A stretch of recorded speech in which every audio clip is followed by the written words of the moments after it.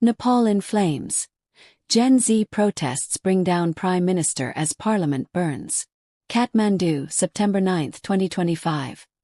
Nepal is engulfed in its most severe political unrest since the end of the monarchy, as mass protests, sparked by a social media ban and widespread frustrations with corruption, have forced Prime Minister KP Sharma Oli to resign amid scenes of arson, chaos and defiance. 1. Collapse of leadership amid unprecedented uprising.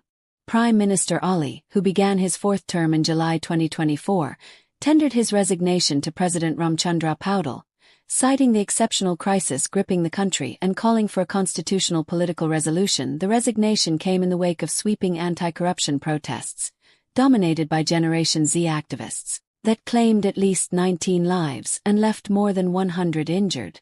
2. The flashpoint. Social media ban and Nepo kids backlash. The protests ignited when the government blocked access to major social media platforms such as Facebook, X, and YouTube, a move to enforce regulatory compliance that was interpreted by many as authoritarian censorship. Despite the government lifting the ban following backlash, the damage had been done. Rising anger was further fueled by criticism of so-called Nepo kids, the children of political elites perceived to be living in luxury while jobless youth grapple with unemployment and stagnation. 3. Violence erupts. Institutions targeted. Despite a declared indefinite curfew, tens of thousands of protesters flooded the streets, storming the parliament, setting fire to Singha Durbar, home to the Prime Minister's office and key ministries, and torching other government properties. One scene captured demonstrators entering the parliament complex amid plumes of smoke and defiant chants. On its walls, protesters scribbled slogans like "We won" to mark the fall of the government. 4. Military intervention and state of emergency.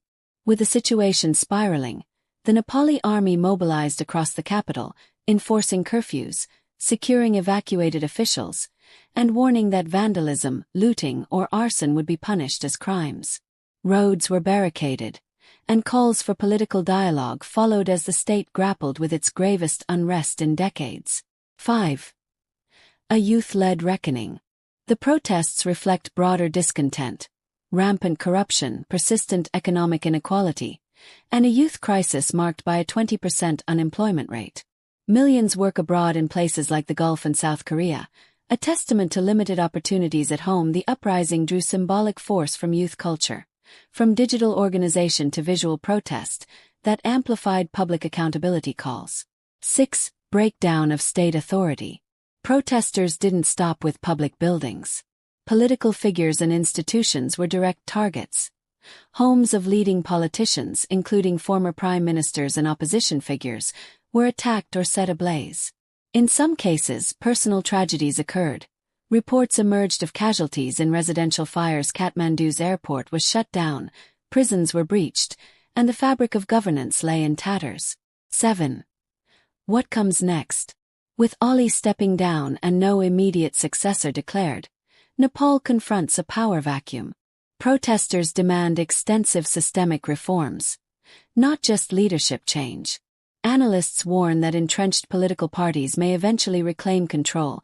Even after this moment of dramatic upheaval, the country's strategic allies, notably India and China, are closely monitoring developments given Nepal's geopolitical sensitivities.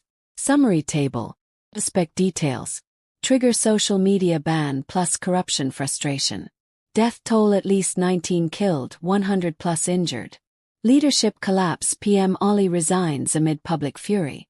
Destruction Parliament, Singha Durbar, political homes torched. Youth role. Gen Z-led protests fueled by digital activism. Military role deployed to enforce curfews, restore stability. Outlook uncertain. Calls for reform versus risk of political reset. This moment marks both a profound rupture in Nepal's democratic experiment and a potential turning point for youth-led political transformation. Whether this energy translates to lasting change remains to be seen.